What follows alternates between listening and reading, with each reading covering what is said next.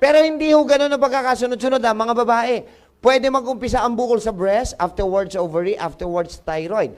There's always also a possibility na mag-umpisa siya as thyroid, and then breast, and then ovary. Bakit ho kaya? O mga babae, interconnected and interrelated silang tatlo. Ang inyong thyroid glands, ductal and mammary glands, and your reproductive organs are all producers of hormones.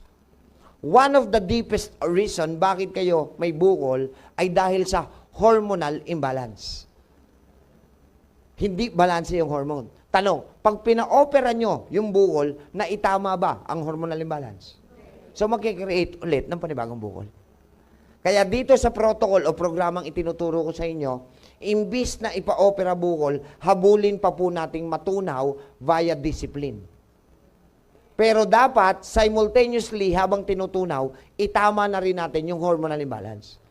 Kasi kung matutunaw at hindi pa rin tama yung hormonal imbalance, magkikreate din yung panibagong bukol. Ganon din yun. Malinaw? Ang trabaho ng chemo radiation, pumapatay po sila ng cancer cells. Correct. Okay, yung pinagmulan, paano ka nabuhayan ng cancer cells in the first place? Natanggal ba ng chemo? Kaya pala ang pasyente na may cancer, nagpa-opera, chemo, radiation, brachy, cobalt, immunotherapy, targeted therapy, hormonal therapy, oral chemotherapy. After few months, year or years, bumabalik din ang sakit na cancer. Kaya nga, sa ospital, may maririnig kayong terms na ginagamit na recurrence. Recur, pagbabalik. Relapse, tsaka remission. Bakit, Dok? Alam na alam naming lahat, nandun pa rin ang pinagmulan. At dahil nandun ang pinagmulan, pwede magbunga ng panibagong cancer. Dok, ano ba ang pinagmulan ng cancer? Yung auditorium, buong katawan. Punong-puno ng normal cell. May isang naging abnormal cell. Isa lang. Bakit may naging abnormal cell? Sasagot kayo, yung mga maagang dumating. Sasagot kayo, may basura ka sa katawan o wala?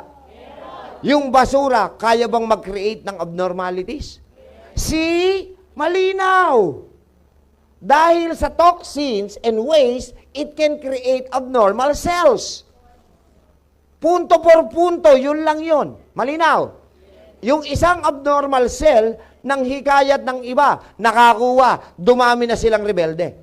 Nagtayo ng opisina, yun yung bukol. Nga kaso, ang problema natin, yung bukol, kahit saan mo ilagay sa parte ng katawan, makakaistorbo, makakasagabal sa maayos na sistema ng pagkakalikha ng Panginoon sa ating katawan.